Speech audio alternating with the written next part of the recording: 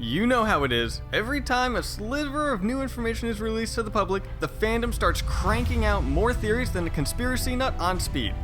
The reaction after the recent tech trailer for Mass Effect Andromeda was no different.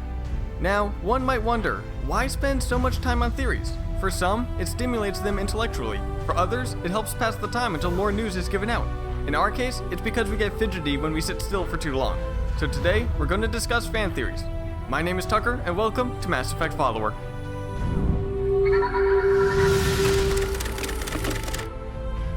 Shortly after the recent trailer was put out, Mass Effect fans everywhere were already flocking to message boards to talk about it. Naturally, more than a few theories were born out of this gathering.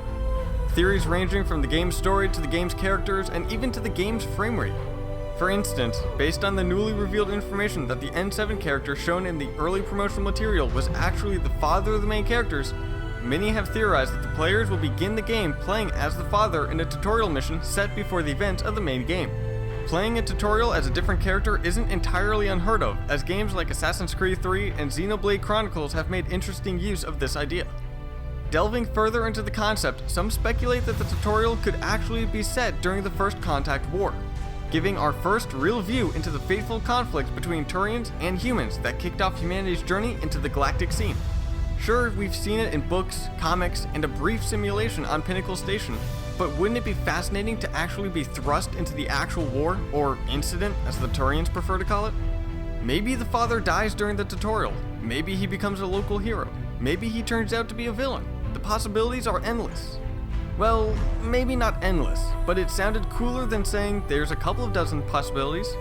Bringing us back to another highly discussed element of the past year, Reddit user Brendan Ruth offered some relatively lesser known information about Johnny Cash's song Ghost Riders in the Sky, used in a previous trailer for Mass Effect Andromeda.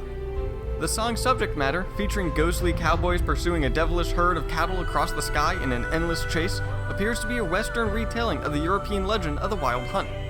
Gamers will likely be familiar with the Wild Hunt thanks to its prominent featuring in the Witcher game series, but the Reddit post delved deeper into the legend. The post mentioned that the Wild Hunt tends to be a harbinger of impending calamity. End of the world, that sort of thing. The theory here is that the natives of Andromeda Galaxy will see the explorers from the Milky Way in a similar fashion. To them, our travelers are a complete unknown. We could be invading for all they know.